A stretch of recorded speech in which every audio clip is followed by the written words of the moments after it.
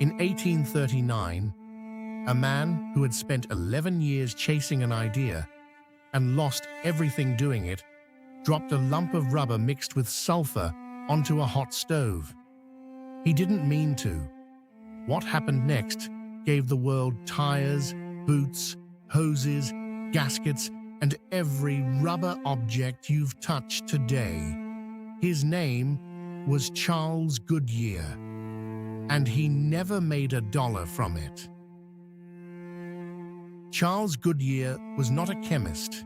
He was a hardware salesman from New Haven, Connecticut, a man with no scientific training and an idea he could not let go of. In the 1830s, natural rubber was one of the most exciting materials in the world. Waterproof, flexible, durable. It seemed like the perfect industrial material. Except for one problem. In summer, it melted into a sticky, foul-smelling paste. In winter, it cracked and shattered like glass. By 1834, dozens of rubber companies had opened and collapsed. The material was commercially useless. Goodyear believed he could fix it. He had no laboratory, no funding, no chemistry degree. He worked in his kitchen, in debtors' prison, in rented rooms where his family slept in the cold because he had sold the furniture to buy rubber and sulfur. He was arrested for debt multiple times. His children went hungry. His friends thought he was delusional. He kept experimenting. The date was January 1839.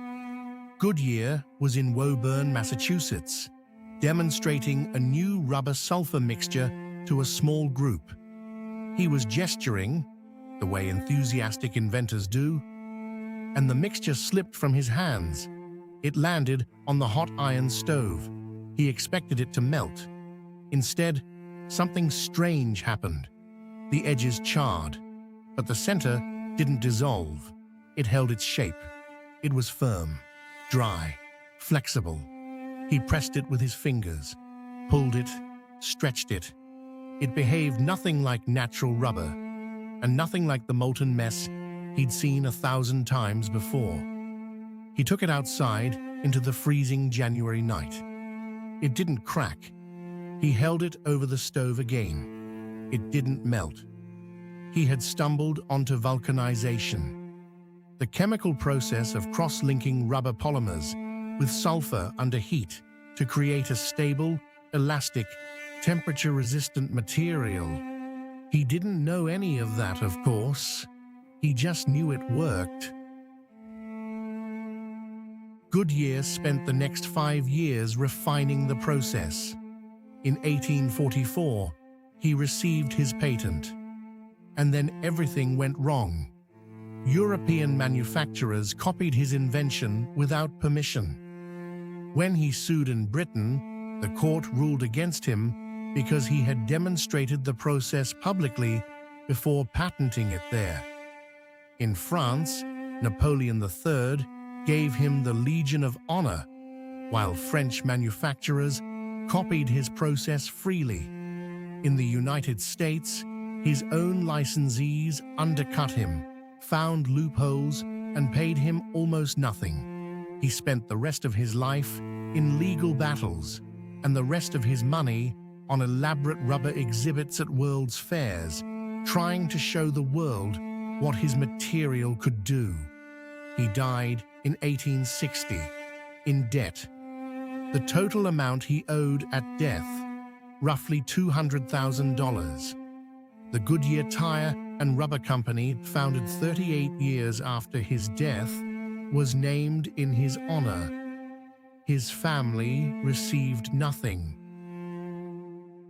Today, the global rubber market is worth over $50 billion a year.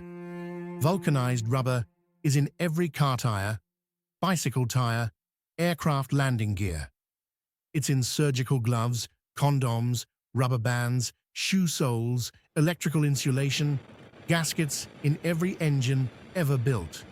Without Goodyear's stove accident, the automobile industry could not exist as we know it.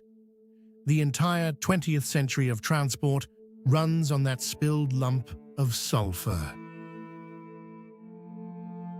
Charles Goodyear died owing $200,000.